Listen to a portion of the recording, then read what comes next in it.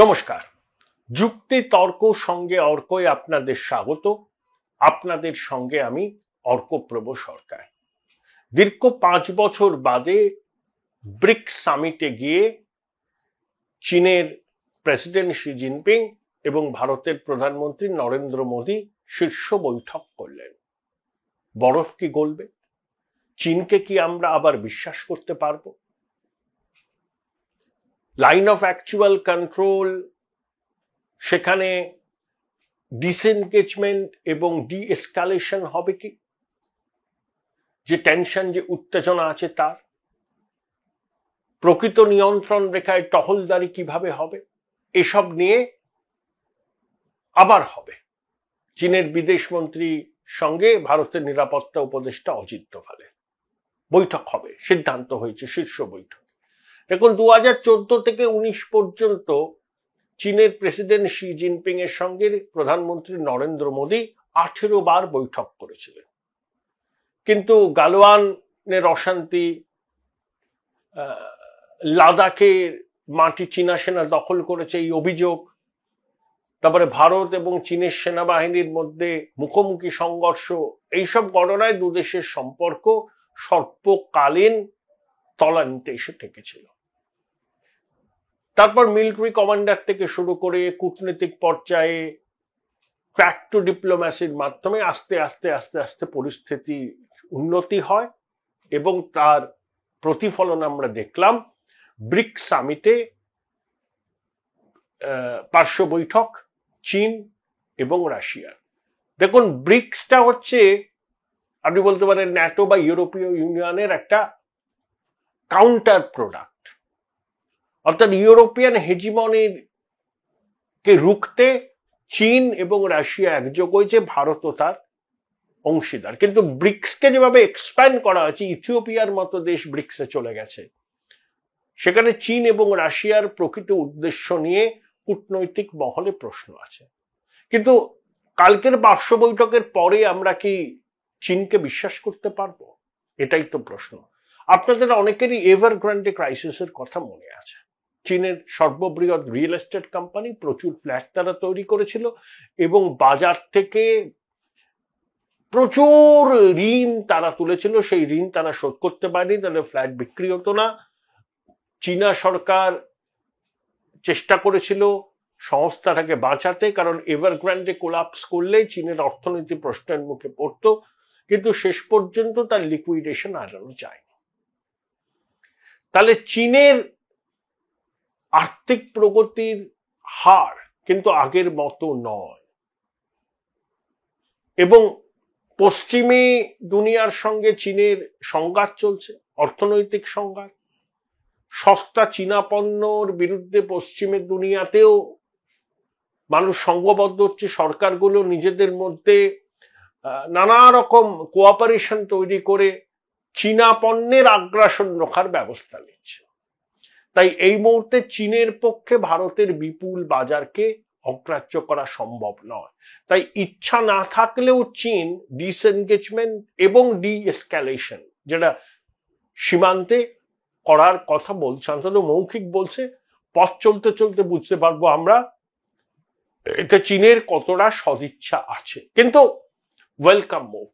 এরই মধ্যে আবার নির্মলা সীতারামন ওয়াটন বিজনেস স্কুলে গিয়ে বলেছেন, যে সমস্ত প্রতিবেশীর সঙ্গে ভারতের ল্যান্ড বর্ডার আছে তাদের থেকে প্রত্যক্ষ বিদেশি বিনিয়োগ ভারত নেবে না। ভারতে প্রত্যক্ষ বিদেশি বিনিয়োগ চাই, কিন্তু নেবে না। যেমন চীনা টেলিকম কোম্পানি ভারতে কাজ করতে পারছে না, রেস্ট্রিকশন আছে। কয়েকটি চীনা সংস্থা ভারতীয় সংস্থার সঙ্গে গাঁটছড়া বেঁধে ভারতের বাজারে কাজ করছে। আবার চিপ বলুন, চিপ হচ্ছে তাইওয়ান, হচ্ছে চিপের জনক বলতে পারেন। তাইওয়ানকে চীন তাদের অংশ করতে চাইছে। তাইওয়ান প্রণালীর কাছে দক্ষিণ চীন সাগরে চীন মিলিটারি ডিল করছে। তাইওয়ানের আকাশে চীনা বায়ুসেনা ঘুরছে। তাইওয়ান প্রণালীতে চীনের যুদ্ধ যাওয়ার টহল দিচ্ছে, হুমকি দিচ্ছে তাইওয়ানকে। তাই চীনের এই আগ্রাসন এটাও দুনিয়া দেখছে। নির্মলাজি বলেছেন যে আমরা এফডিআই নেব না এমন দেশের কাছ থেকে যাদের সঙ্গে ভারতের ল্যান্ড বর্ডার আছে, চীনের সঙ্গেও আছে। কিছু কিছু ক্ষেত্রে আপনি চীনা সংস্থার প্রবেশ বন্ধ করতে পারেন, আবার কিছু কিছু ক্ষেত্রে আপনাকে নির্ভর করতেই হবে। আপনি ম্যানুফ্যাকচারিং হাব তৈরি করতে চাইছেন, খুব ভালো কথা, কিন্তু সাপ্লাই চেনটাও চীনের উপর নির্ভরশীল। আমাদের খড়গপুরে একটা কোম্পানি আছে জানেন, টাটা হিটাচি। এরা কনস্ট্রাকশন সেক্টরের ম্যানুফ্যাকচারিং ইকুইপমেন্ট তৈরি করে। তাদের ম্যানেজিং ডিরেক্টর বলছেন যে আমরা 10% বৃদ্ধির পরিকল্পনা করে এগিয়েছিলাম, কিন্তু আমরা বৃদ্ধির রাস্তায় যেতে পারছি না। আমাদের যে ক্যাপাসিটি তার 70% এখন ব্যবহার করতে পারছি। কারণ কি?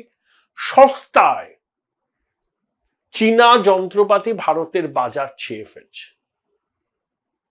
তারা ভারত সরকারকে বলছেন যে আপনারা একটা নীতি প্রণয়ন করুন, এভাবে চলতে থাকলে ব্যবসা চালানোই সমস্যা হবে। চীনের সঙ্গে ভারতের শীর্ষ বৈঠক অবশ্যই ওয়েলকাম মুভ, কিন্তু আগামী দিনে আমাদের অত্যন্ত সতর্ক পদচারণা করতে হবে। বিভিন্ন ক্ষেত্রে চীনা পণ্যের অনুপ্রবেশ ভারতীয় উদ্যোগপতিদের প্রচন্ড চাপের মুখে রেখেছে। যেমন ভারত আর্থ মুভার্স লিমিটেড, BEML, তারা এখন মাইনিং ইকুইপমেন্ট তৈরি করে বলে একদম নিশ সেক্টর, তারা বাজারে রয়েছে। তারা কিন্তু ম্যানুফ্যাকচারিং ইকুইপমেন্ট তৈরির উদ্যোগ তাদের ছিল আগে, বেশ কয়েক বছর তারা সেই উদ্যোগটা বন্ধ করেছেন। ওই একই যেটা টাটা হিতাচির ম্যানেজিং ডিরেক্টর বলছেন যে চীনা যন্ত্রপাতি অনেক কম দামে ভারতের বাজারে চলে আসায় কনস্ট্রাকশন কোম্পানিরা, রিয়েল এস্টেট জায়ান্টরা ওই সমস্ত যন্ত্রপাতিকে ব্যবহার করছেন তাদের কাছে। সেখানে টাটা হিতাচি মার খাচ্ছে, BEML ওই ব্যবসা থেকে সরে এসে নিজ সেগমেন্ট মাইনিং এ গেছে, সেই জন্য তারা এখনো টিকিয়ে থাকতে পারছে। তারা সবাই বলছে ভারত সরকারের একটা নীতি নেওয়া উচিত যাতে এইভাবে সস্তার চীনা মেশিনারি ভারতের বাজারকে ছেয়ে ফেলতে না পারে। এবার যে বিষয়টায় আমি থাম্বনেল করেছি, ইসরায়েল। দেখুন, কোল্ড ওয়ারের সময় পর্যন্ত অধিকাংশ ভারতবাসী রাশিয়াকে কার্যত ডার্লিং বলে মনে করত। বাংলাদেশ যুদ্ধ বলুন, পাকিস্তানের সঙ্গে আগের যুদ্ধ, সবকিছুতেই রাশিয়া আমাদের সঙ্গে ছিল, চুক্তি ছিল রাশিয়ার সঙ্গে আমাদের নিরাপত্তা প্রতিরক্ষা ক্ষেত্রে। কিন্তু কোল্ড ওয়ার পরবর্তী যুগে দুনিয়া কার্যত ইউনিপোলার হয়ে গেল, এখন অনেকে বলছেন মাল্টিপোলার। ইসরায়েল কিন্তু প্রথম দিন থেকেই আমাদের সঙ্গে আছে। এটা একটা অনুচ্চারিত প্রেম। এখন কিন্তু আমরা বুঝতে পারছি যে ইসরায়েলের বন্ধুত্ব ভারতের প্রতি, সেটার মধ্যে কোনো খাত নেই। দেখুন, ইসরায়েলের গঠন নিয়ে যখন ভোটাভুটি হয় ইউএনএ, নেহেরু ভারত বিরুদ্ধে ভোট দিয়েছিল। অটোমান সাম্রাজ্যের পতনের পর, প্রথম বিশ্বযুদ্ধের পর, অটোমান সাম্রাজ্যের যে অংশ, সেই অংশ থেকে আরব দুনিয়ার কে ভাগ করে দেওয়া হচ্ছিল। সেভাবে 1932-এ সৌদি আরবে তৈরি হয়। তার থেকেই ইসরায়েলের গঠনের দাবি ছিল, সেটাই শেষ পর্যন্ত মান্যতা পায়। হলোকাস্ট পরবর্তী দুনিয়ায় পশ্চিমী দুনিয়া, বিশেষ করে আমেরিকা, ব্রিটেন, তারা চায় যে ইহুদিদের নিজস্ব হোমল্যান্ড হোক। কিন্তু ভারতের প্রবল আরব প্রীতির জন্য নেহেরু ইসরায়েলের গঠনের ভোটাভুটিতে ইউএনএ ইসরায়েলের বিপক্ষেই ভোট দেয়। আইনস্টাইন নেহেরুকে একটা 4 পাতার চিঠি লিখে অনুরোধ করেছিলেন নেহেরু যেন ইহুদিদের জন্মভূমি তৈরি হচ্ছে সেই বিষয়টাকে কনসিডার করে ইসরায়েল রাষ্ট্র গঠনের পক্ষে ভোট দেন। নেহেরু খুব পোলাইটলি রিপ্লাই করেছিলেন, ইসরায়েলের গঠনে তার নীতিগত অবস্থান থাকলেও তিনি আরব দুনিয়াকে হোস্টাইল করতে চান না, কারণ ন্যাশনাল ইন্টারেস্ট তাতে ব্যাহত হবে। 1950 সালে সেপ্টেম্বর মাসের 17 তারিখে ইসরায়েলকে আনুষ্ঠানিকভাবে কূটনৈতিক স্বীকৃতি দেয় ভারত। তারপর 75 বছর হয়ে গেল। আমাদের পশ্চিম বিরোধী পররাষ্ট্র নীতির খেসারত আমরা দিচ্ছি এখন। মানে অতীতে নেহেরু থেকে শুরু করে কংগ্রেসের জামানায় যেভাবে পশ্চিম বিরোধী পররাষ্ট্র নীতি ছিল আমাদের, তার একটা খেসারত দিতে হয়েছে। দেখুন, আমাদের খুব আরব প্রীতি। আমি অতীত বলছি, তার আগে এই যে রাষ্ট্রপুঞ্জের সাধারণ সভায় শাহবাজ শরীফ প্যালেস্টাইনের আত্মনিয়ন্ত্রণের অধিকারের সঙ্গে কাশ্মীরের আত্মনিয়ন্ত্রণের অধিকারকে মেলালেন। Join Indian Institute of Hotel Management now. Right choice, right decision. OIC, Organization of Islamic Countries, তাতে স্ট্রংম্যান এরদোগান, মালয়েশিয়ার মহাতির, তারাও প্যালেস্টাইনের সঙ্গে কাশ্মীরকে হাইফেনেটেড করলেন। আয়াতুল্লাহ খোমেনি রোহিঙ্গা মুসলিমদের বার্মাতে নিপীড়ন, প্যালেস্টাইনিদের উপর ইসরায়েলের আক্রমণ আর কাশ্মীর, তিনটাকে এক বন্ধনীতে রাখলেন। এই যদি আরব দুনিয়ার অবস্থান হয়, তাহলে আরবের সঙ্গে মাখামাখি করে আমাদের লাভটা কি হলো? দেখুন, কাশ্মীরের বিষয়টা মোটামুটি সেটেল। উপত্যকার কিছু দল তারা এখনো দাবি করে 370-45 বিলোপ করার, কিন্তু সেটা হবে না। আপামর ভারতবাসী এই সিদ্ধান্তকে এন্ডোর্স করছে। তাই কাশ্মীর নিয়ে যে ডিসপিউট ছিল, বিশেষ মর্যাদা টর্যাদাগুলো হবে না। Kashmir integral part of India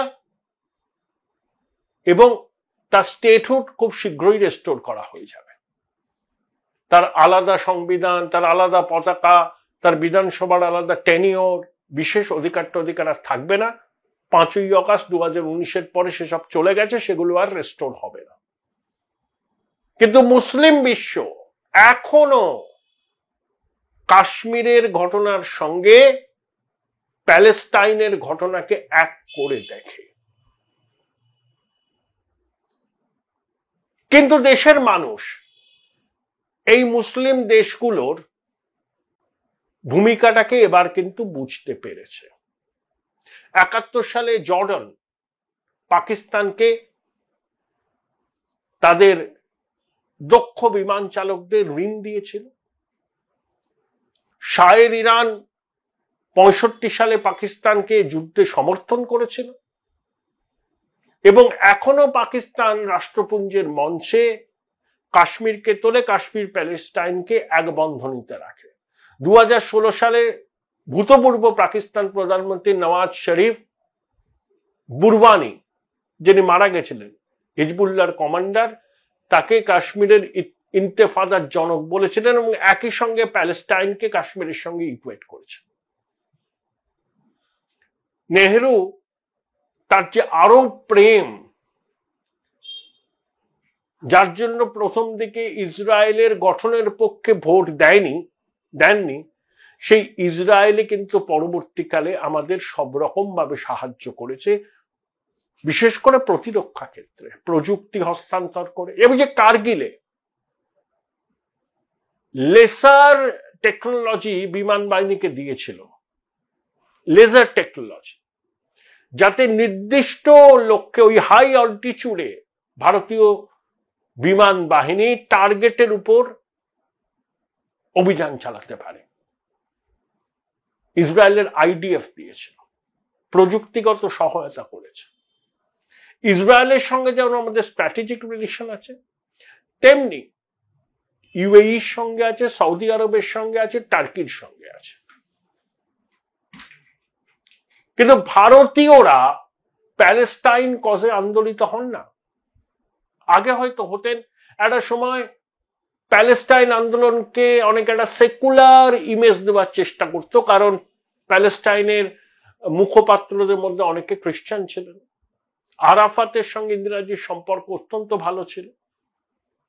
কিন্তু হামাস তো মোহাম্মদ আব্বাসকে কার্যত অপ্রাসঙ্গিক করে দিয়ে নিজেরাই এখন প্যালেস্টাইনের হত্যাকর্তা হতে চাইছে এবং তারা টেরোরিস্ট অর্গানাইজেশন। তাহলে মুসলিম দুনিয়াও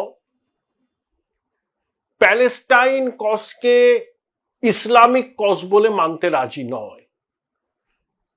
তারা তাদের ন্যাশনাল ইন্টারেস্টকে অগ্রাধিকার দেয়। প্রথম কথা, হামাস সুন্নি হলেও শিয়া ইরাক তাদের মদত দেয়। হেজবুল্লাহ, হুতি এরা হচ্ছে শিয়া সংগঠন। ইরানের সব প্রক্সি পশ্চিমী দুনিয়া এদের অ্যাক্সিস অফ ইভিল বলে। আরব দুনিয়া তাদের পছন্দ করে না। এবং ইরানের যে মুসলিম উমায় নেতৃত্বে স্থান দখল করার যে উদগ্র বাসনা, এটাকে ভয় পায় আরব দুনিয়ার অন্য দেশগুলো। মধ্যপ্রাচ্যে 17টা দেশ আছে মুসলিমদের, তার মধ্যে 14টা হচ্ছে আরব লীগের মধ্যে।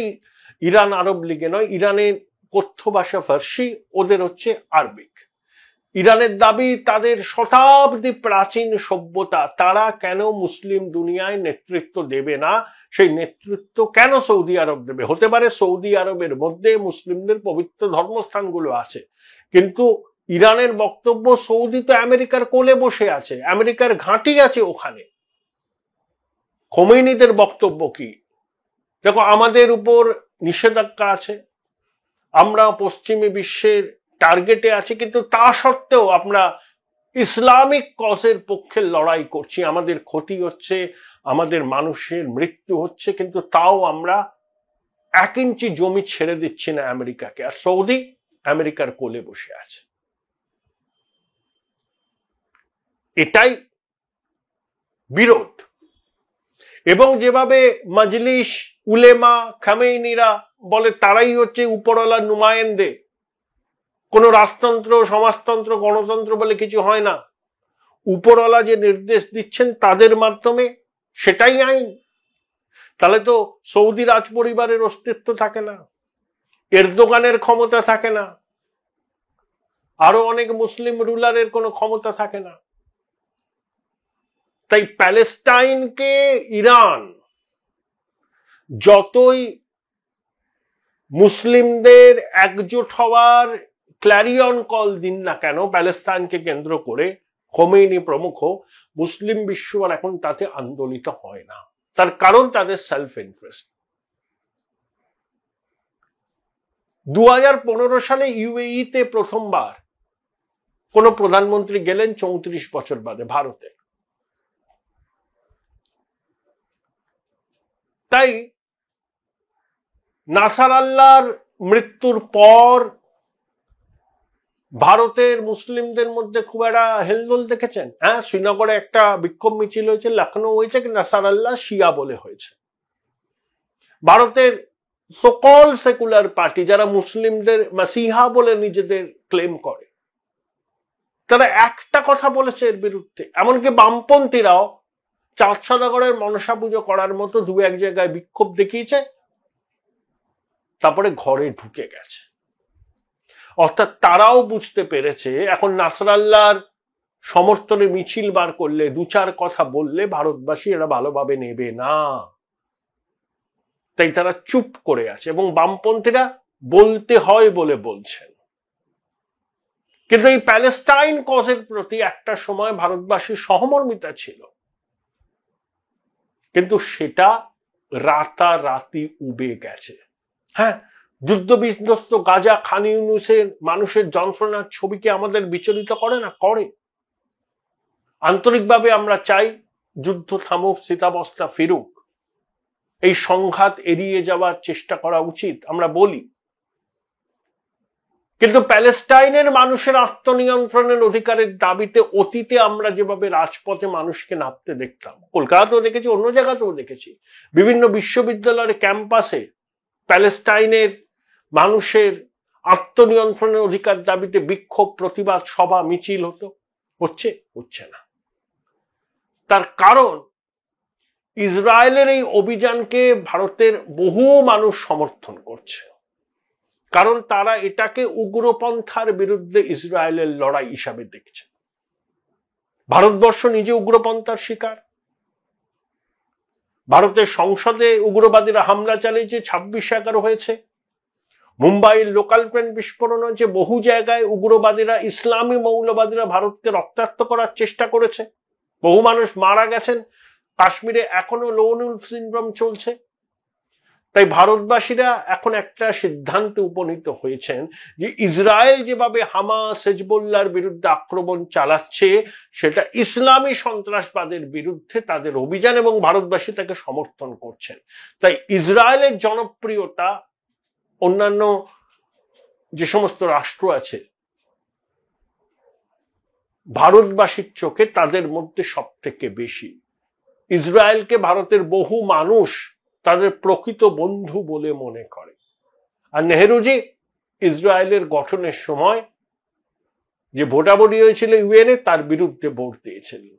যে আরব প্রেমে তিনি মশগুল ছিলেন, সেই আরবের দেশগুলো ইউনাইটেড নেশনে গিয়ে প্যালেস্টাইন এবং কাশ্মীরকে এক বন্ধনীতে রাখে। বুরহান ওয়ানিকে কাশ্মীরের ইন্তেফাদার প্রতীক বলে মনে করে। অর্গানাইজেশন অফ ইসলামিক কান্ট্রিজের মঞ্চে স্ট্রংম্যান এরদোগান, মালয়েশিয়ার মহাথির, তারা কাশ্মীর আর প্যালেস্টাইনকে এক বন্ধনীতে রাখেন। তাহলে প্যালেস্টাইনের মানুষ যদি ভারতের পরোক্ষ সমর্থন পেতে চায়, তাদের বলা উচিত তাদের সমর্থনে যারা ইউনাইটেড নেশন, ওআইসিতে গলা ফাটাচ্ছেন এই কথাটা, যে কাশ্মীরের সঙ্গে প্যালেস্টাইনকে ডিহাইফেনেটেড করতে হবে, এক বন্ধনীতে রাখা যাবে না। কাশ্মীর সম্পূর্ণ আলাদা, প্যালেস্টাইন সম্পূর্ণ আলাদা। আপনি কাশ্মীর আর প্যালেস্টাইন আর রোহিঙ্গাকে একভাবে দেখবেন, এক বন্ধনীতে রাখবেন।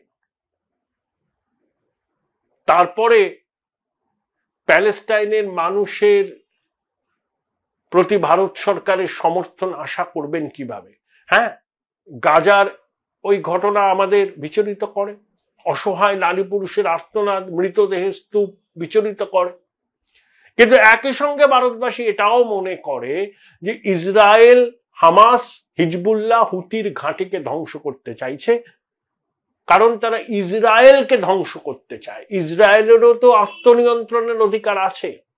7ই অক্টোবর 2023 সালে যে নারকীয় ঘটনা হামাস ঘটিয়েছিল, তার রিটালিয়েশন ইসরায়েল করছে। ইসরায়েল তো চুপ করে বসে রাখবে কেন? এই ইয়াহিয়া সিনহার, খান ইউনুসের কসাই, সেই তো 7ই অক্টোবর 2023 ঘটনার মাস্টার মাইন্ড। তাই বেশিরভাগ ভারতবাসী হামাস, হেজবুল্লাহ, হুতি প্রমুখ সংগঠনগুলোকে কোনো স্বাধীনতাকামী সংগঠন বলে না, প্যালেস্টাইন জনতার আন্দোলনের প্রতিভূ বলেও মনে করে না। এদেরকে এরা ইসলামিক সংগঠন, জঙ্গি সংগঠন বলে মনে করে। এরা আইসিসের মতোই 19-20 তফাৎ আছে। তাই ইসরায়েলের এই অভিযান ভারতবর্ষের বেশিরভাগ মানুষ কিন্তু সমর্থন করছেন। ভারতবর্ষের বিদেশ নীতিতেও রাডিক্যাল শিফট, এবং বিদেশ নীতির সাথে সাথে ভারতবাসীর মননে একটা কিন্তু বৈপ্লবিক পরিবর্তন হয়েছে। ইসরায়েলকে ভারতবাসী বন্ধু হিসাবে ভাবছে। জ্যোতিবাবু তো ক্যাম্প ডেভিডে গিয়েছিলেন, জেরুজালেমে গিয়েছিলেন, এটা ভুললে চলবে না।